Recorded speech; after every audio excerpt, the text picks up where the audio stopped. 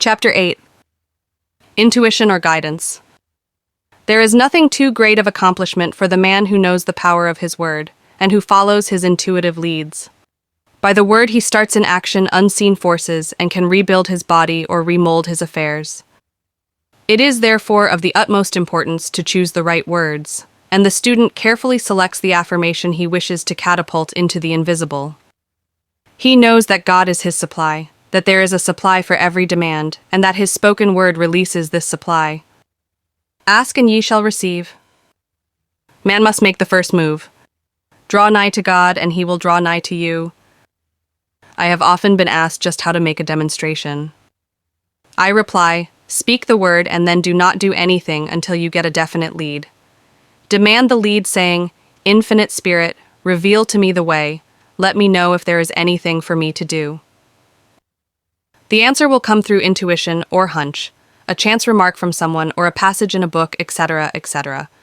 The answers are sometimes quite startling in their exactness. For example, a woman desired a large sum of money.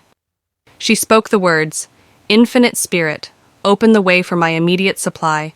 Let all that is mine by divine right now reach me in great avalanches of abundance. Then she added, give me a definite lead. Let me know if there is anything for me to do.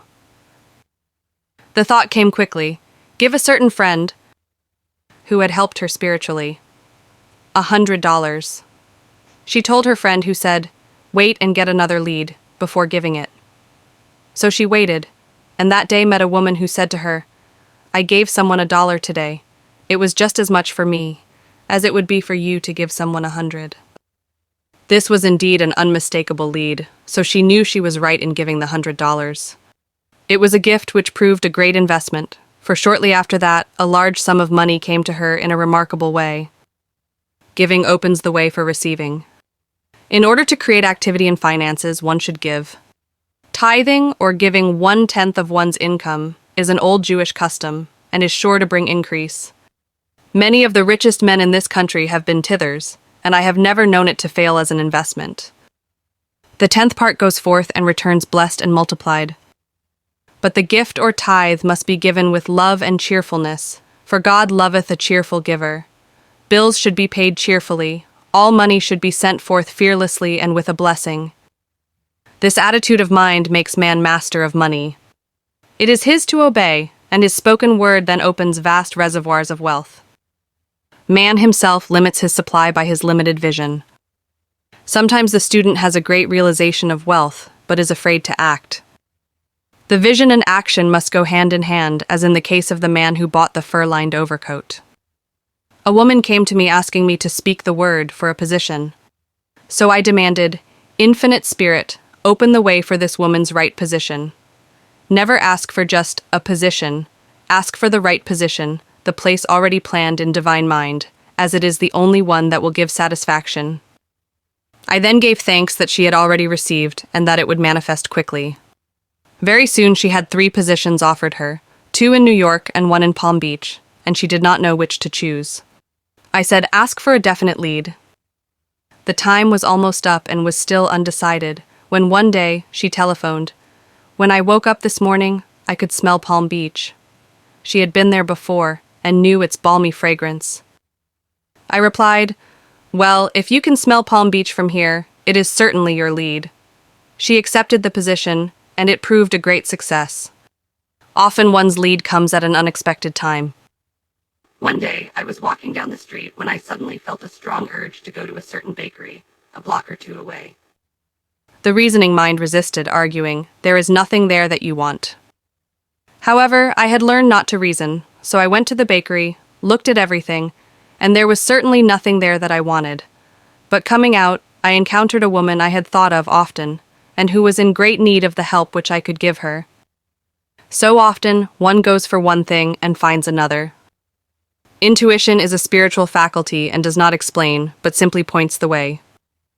A person often receives a lead during a treatment. The idea that comes may seem quite irrelevant, but some of God's leadings are mysterious. In the class one day, I was treating that each individual would receive a definite lead. A woman came to me afterwards and said, while you were treating, I got the hunch to take my furniture out of storage and get an apartment. the woman had come to be treated for health.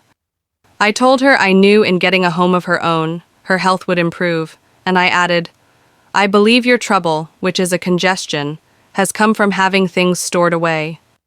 Congestion of things causes congestion in the body. You have violated the law of use, and your body is paying the penalty." So I gave thanks that divine order was established in her mind, body, and affairs.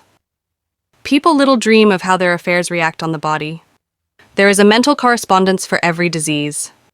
A person might receive instantaneous healing through the realization of his body being a perfect idea in divine mind, and therefore whole and perfect, but if he continues his destructive thinking, hoarding, hating, fearing, condemning, the disease will return.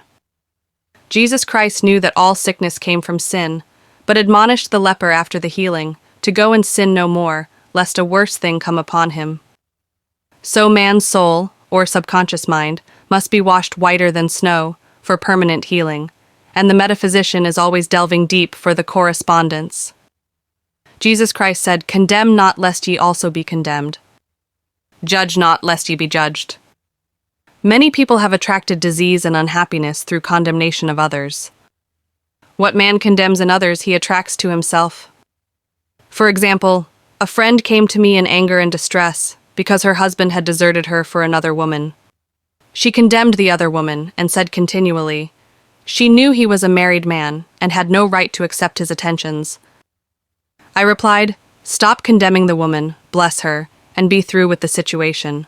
Otherwise, you are attracting the same thing to yourself."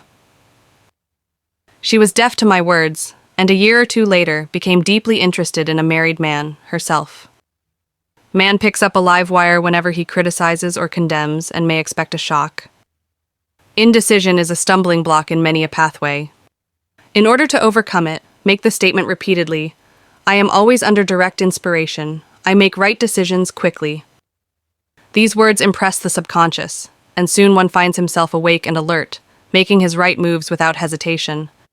I have found it destructive to look to the psychic plane for guidance, as it is the plane of many minds, and not the one mind. As man opens his mind to subjectivity, he becomes a target for destructive forces. The psychic plane is the result of man's mortal thought, and is on the plane of opposites. He may receive either good or bad messages. The science of numbers and the reading of horoscopes keep man down on the mental or mortal plane, for they deal only with the karmic path. I know of a man who should have been dead years ago, according to his horoscope, but he is alive and a leader of one of the biggest movements in this country for the uplift of humanity. It takes a very strong mind to neutralize a prophecy of evil. The student should declare, "Every false prophecy shall come to naught.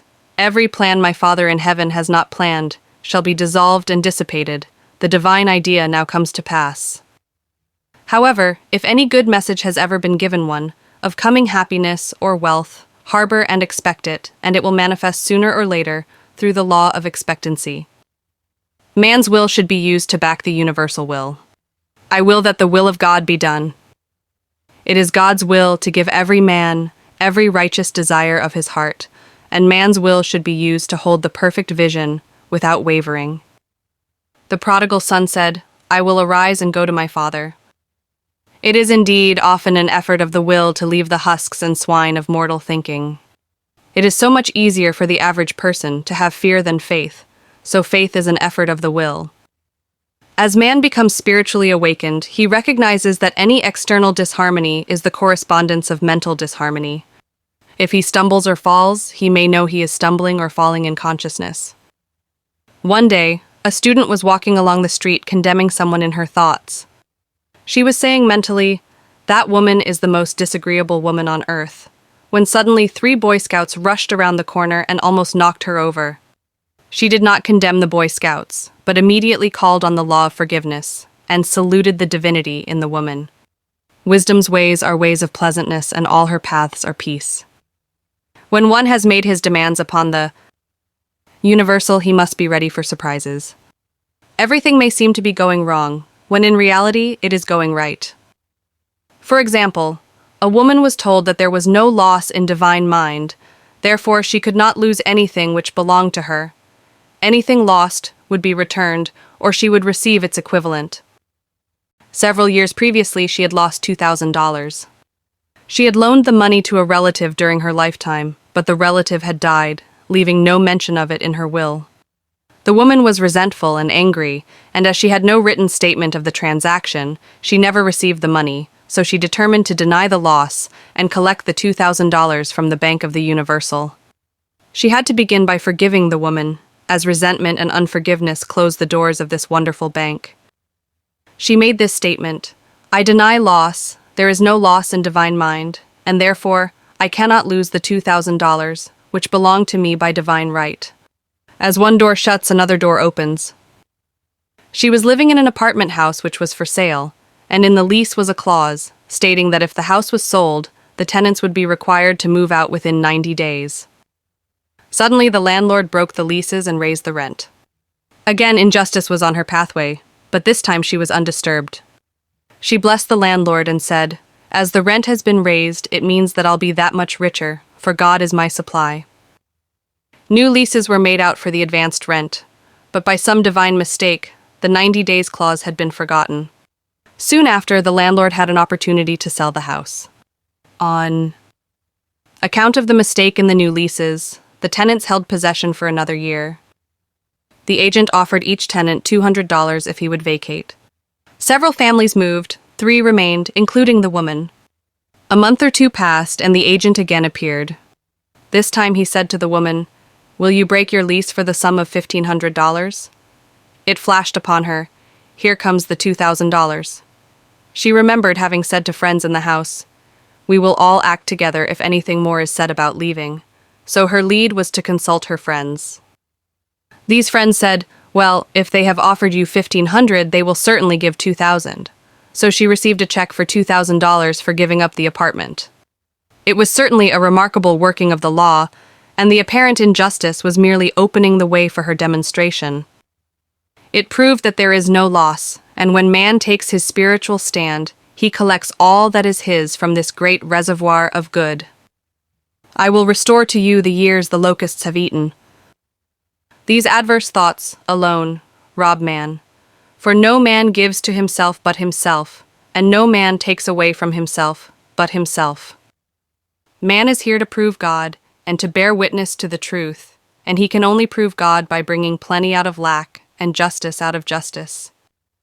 Prove me now herewith, saith the Lord of hosts, if I will not open you the windows of heaven, and pour out a blessing, that there shall not be room enough to receive it.